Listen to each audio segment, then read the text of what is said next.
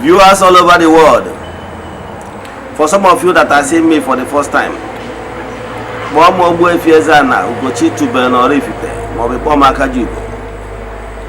Abụ m onye isi nchụaja na Ugochi tubelu na temple. Anyị na-agba afa mini ebidokwazi ọrụ mmụọ dị iche iche. Abụkwazi m onye isi nchụaja na ọdịnala Restoration Evangelical Mission. Gee ntị, ị nwere ike ịkpọ m a priest maọbụ ọdịnala evangelist. I will answer. O nwere isiokwu anyị ji bịa. What you should look out when searching for soulmate. Nkuzi a bụ nkuzi dara ụda dị egwu. Gee ntị, ọ bụrụ na na-ewu ebialụ ka ị chọta onye gị na ya ga-anọ wee jee this journey of life, o nwere ihe ị ga-look out, and that thing ị ga-look out bụ compatibility. Onye gị na ya na-eje the same place, onye gị na ya na-eje with the same vision, onye gị na ya nọ on earth for same purpose. I'm telling you about this because I have experienced it. I'm telling you this out of experience. Look for somebody na-eje somebody gị na-enwe the same vision, somebody gị na-nọ n'ụwa for ofu ihe. Nke bụ eziokwu na onwere ndị nọ n'ụwa kịta as we speak now, but they are dark souls. You will not understand. Ọ bụrụ na emegheghị anyị ife ihe na-eme na mmụọ, ifu na onwere ndị nọ in this life, ha ekwesịrị nọ here. Ihe na-akpọ ha distorted souls. Distorted souls, quote me anywhere. These distorted souls are not like condemned spirits. Understand? But man, out of ignorance and careless lifestyle, gave them another ladder opportunity to be here. They wore human cloth, this body. So all the under and one night they go na 80s. I think you'll be said it. No one and about they wanna gauge Erika, they wanna gauge Ntiodikwa on their wanna gauge. If you ever get married to them, gonna have the same place. Their mission on earth is to cause pain. I want to try to come. So you're managant. I'm going to them. HF 9 and a month of May. Our monthly ritual is still ongoing. I want to is Eze-Ana actually with a temple. 4 or 3 prayer requests. Then make token donation to the account number. Chat na WhatsApp. Can you what other things in the drama? Give a monkey so your life. WhatsApp number is 0805 7837 or 0813 8243 871. In a screen gig of numbers in Dampo. Now, I got a new Nankuza. Gente, Obrugo no ni logi, tag you ni logonozia. I can tell you now, some of us not here. What you actually need in order to become a better human being or to change your life for good. You are here because of karma. What you have not done right in the previous earth life. So another opportunity was given to you. And that opportunity might be that in the previous earth life, you misled a lot of people. And now for you to pay for the karma, you need to spread the message of goodness. Message that will correct what you have done in the past of misleading people. Therefore, so only sharing this message can be that message you need to spread in order to pay for your karma. Yes. So here na check what you should not overlook when searching for soulmate. When I go no put mmadụ niile na afọ dị ndụ na-agagharị n'ụwa are really human beings, genuine human beings. Ihe ga-edimanda abụ, these people, once you have anything to do with them, either by marriage, maybe they are soulmate, or when they keep nwoke, it could be woman, it could be man. They are heartless. They can never budge in anything. They can hurt you and they make so many things because they have nothing to lose, because they are already condemned spirits. Yes. So, overall, they are searching for soulmate. Check it deeply. Kelo juonya ihe bụ purpose o ji bịa n'ụwa. Onye anyị na-achọ ka ya gị na ya gakọ ije. Yes. Ọ na-eche ka isi eche. Ọ na-eme ka isi eme. Ọ fụtara ụwa etu isi fụta ụwa. Gịnị enwe the same purpose here on earth. If not, you have entered bad wagon. And I can tell you, I'm talking to you out of experience. Your life partner could be that problem, that nemesis, and that thing that will destabilize you. They are here to cause more pain. So whenever you are looking for, stop looking for booms, bombs, and rest of them. Yeah, we are in a generation of Eze-Ana water. So what people are actually looking for, people who distorted souls, if you have no on earth, is to lead people astray. Right? If you have no, why the purpose we are here there on earth is to drag small people and contaminate some of these souls, to draw those souls to dark region. So what they promote is nudity, nude, showing their cleavages and contours and everything. That's what they show. Their own is to spread immoralities, and if you have anything to do with them, there is obia talhamiri. They don't take by somebody as anything. They are heartless, both man and the woman. Obrontimo can join in a new name on social media. Ibu mmadụ enwere ihe eji ekpọrọ, whether ma mmadụ na-abụ ị ga-asị na ha bụ di na nwunye. Ka nkọlụ ofe akọ wa mụmanụ bịara ma inbox. Ọ bụ na ngwa ọtụtụ ihe ndị mmadụ na-abịa agwa m na inbox, ị ga na-agba n'aka na-agba n'ụkwụ. A woman chatted me. She was crying. She told me her stories, that he got married to this man without knowing that this man is a beast. Anondobu. Wherever I am, one worker no occasion one. Man, I am on a work habro human being. In the sense, and maybe. Ihe nwoke a na-achọ abụrụ ihe genuine human being na-achọ na ndụ a. Ihe ọ na-achọ ka ọ frustrate ya. Ka anụtụ nwa ka anụchara ya, nwoke a wee na-demand na nyere ya ga na-enwe mmekọ di na nwunye. Mana ọ n'ike nsị ka a ga-esi na-eme ya. So after ka the man na-pressurize ya dịka nwunye, ya enwere any choice, because na ọnụrụ ya wụta ịfụnanya dịka o si kọwara m.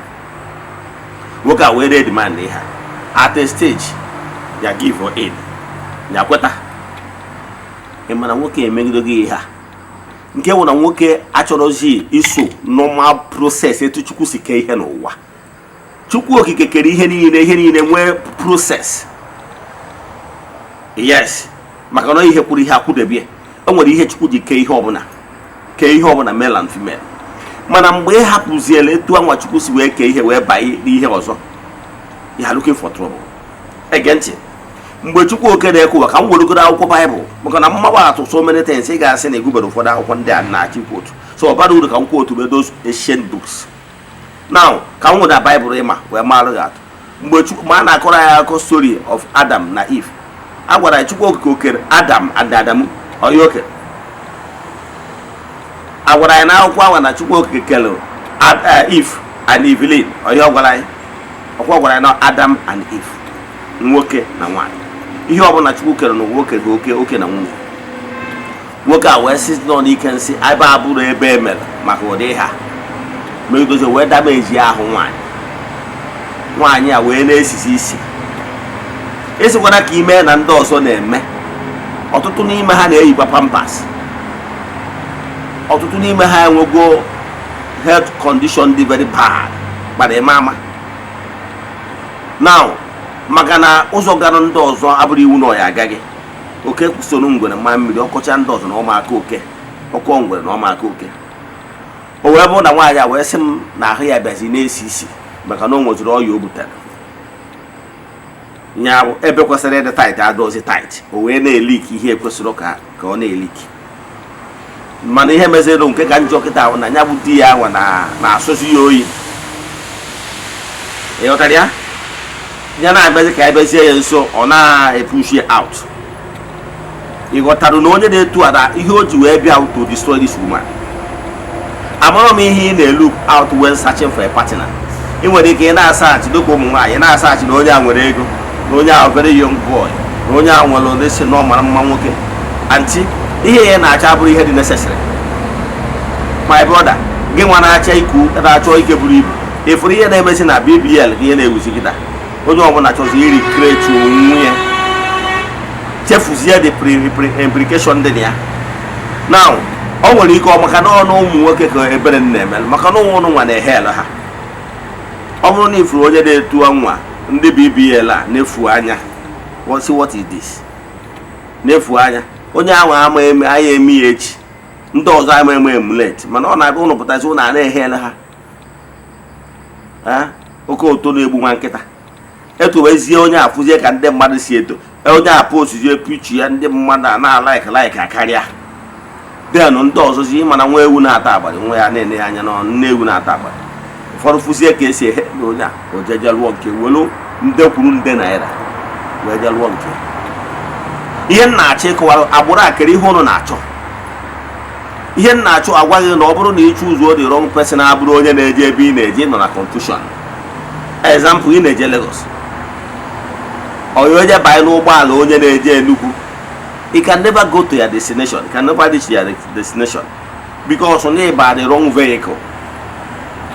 Two of you will never agree and two of you will not reach because one is for different purposes. So when searching for partner, stop looking for those frivolities, stop looking for those things that account to anything. Maybe you are considering beauty. What are you considering, the content or the bodybuilding, or is it what you are considering?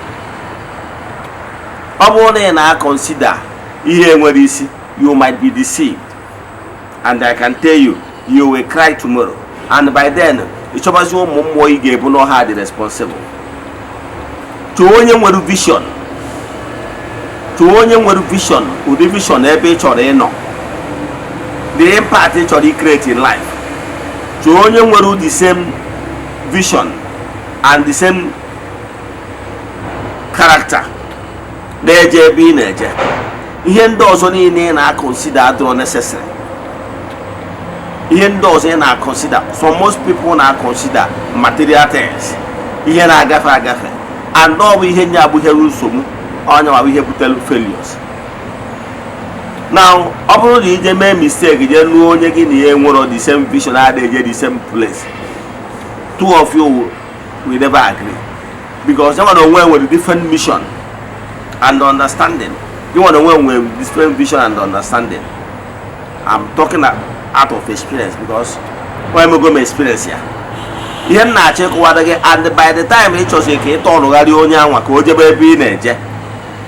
conflict. Because now I know we are another place on edge.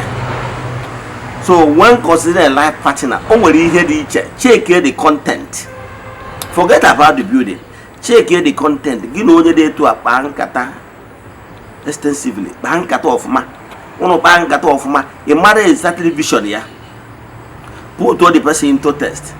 Mother actually now only day to suit to a here binobi. We say consider so many, we say consider ego, we say consider beauty, we say consider those things are broken or danger. Then manobu no nye gini ane the same place because you wear those things or addition. Manobro ihe ndị a ka ị ga-ebuwe ụzọ ka ị ghara ibe mgbakwaramala ọ ihe ị ga na-eme. And nke ọzọ ọwụ na check your attitude, negative and what it is human attitude because people can pretend. Onye cholo you choose as a partner. Abụrụ na onye dị etu a bụ onye na-agbasa ndị mmadụ wuke. I check good relationship here with ndị ọrụ ya ma ọ bụ check ndị ya na-eme ka ihe or somebody the heartless. Mana ọ na-adị heartless ya to ndị mmadụ. Mana ọ dị adị heartless ya to gụnwa gbaba ọsọ. You on a pretense because that wickedness, heartless young one, the anime. It's just a matter of time. So you can not say one. So character one name so dozo original character. Operonya a typical liar, pathological liar. I can tell you. Obugo no that what is yoku, manona sending doors. I can tell you no yes about here than where. You don't go on the American pretending that that's legacy pretense. It's just a matter of time. chekie onye ị na-achọ ije nụ, onye ahụ nwere ihe ị na-achọ, onye ga-akọmplimenti gị, onye ahụ nwere ụdị wisdom ị na-achọ. O nwere ike ịbụrụ onye na-enwe ndidi, ma ọ bụrụ onye adịghị enwe ndidi. Chọba onye na-enwe ndidi ka o wee kọmplimenti ya. Chọba onye nwere ụdị ihe onye agbata na ndị gboo, ndị nna anyị ha mere ihe a na-akpọ izere agbụ. Izere agbụ abụ ụnụ chi ịnụ nwaanyị, ụnụ akọnsidaba agbụ nwere iwu ụnụ na-achọ. Echefukwana ịkọnsida ihe a, ichefukwana ịkọnsida ya. Kama ihe na-eme agbụrụ a nwere ike ofu onye ibe achatị ya m sị m na o nwere nwa mmanụ bịara ya na the man nyere 15 years na age, na ya dị 20 while the guy dị 35. Mana the guy nwere exactly division ọ na-achọ, but na nwa na onwe na ya chọrọ ịnụ onye ya dị ya bụ maybe 2 years or 1 year gap. So if you know onye dị etu a dị clueless. Onye with exactly vision and is somebody that can complement you, somebody that has what you are looking for, intelligent wise and virtue wise and everything. But here I consider those nature when I like Abu Sagi. Yeah, you got to do what I going into. This is not dating, this is not just friendship. This is somebody getting on a journey of life. A soulmate. So here na chekwa gị bụ mara ihe na consider onye nwere quality si ga-enyere gị aka ibi ndụ a. Ọ bụrụ ị na-achị consider mmadụ because of ihe friends gị ga-ekwu, let me marry this person because my friends will prefer me and this person. Ọ ndị mmadụ ka ị na-anụrụ partner gị, whether bụ nwoke ma bụ nwaanyị. We will continue this lecture, but what I can tell you is that what we must look out, those early signs, don't ignore them. Don't say no nya na ihe ndị akaratia na ọ dị emesomia otu mgbe ọ yerugo nwa. Those early signs, don't ignore them, especially somebody adro willing to learn and somebody enwere ike isi gị, my dear, I'm sorry. If we are no onye ọbụla ya party na-enwere ike isi gị, sorry, I'm sorry. Na also because onye awa dị ọ bụ onye kpụ ya ọ dịrọ coachable. So they have, and the one onwe gị asị na ka ije chọba onye ị ga-eji aka gị zụ. I'm talking of experience. Onwe onye ga-asị gị jiri aka ụzọ thinking not the coachable. Mgbe ọ batara ebe gị fụ na ị nwere ike ikochi wee nọ ndị aka a na-akpọ ọkpụ onye kpụ ya. Ka nkwụsị ebe a, inwe ajụjụ na nkụzi a ma ọ bụ na ịchọ ka agbara gị afa miri emi, chaatị m na WhatsApp 08057837672 or 08138243871. Na na screen gị ga-afụ those numbers a mkpọrọ. N'aha Chukwu Okike nke pụrụ ime ihe niile, onye ike na-esi n'aka ya bịa. Ekwuo m okwu ngozi n'isi ndị niile sonyela anyị n'oge awa nke eziokwu. May the blessing of Chukwu Okike pụrụ ime ihe niile be with you all. May you be favored. May you be protected. N'aha Chukwu Okike nke pụrụ ime ihe niile, onye ike na-esi n'aka ya bịa. Ka emesịa, udo dịrị unu.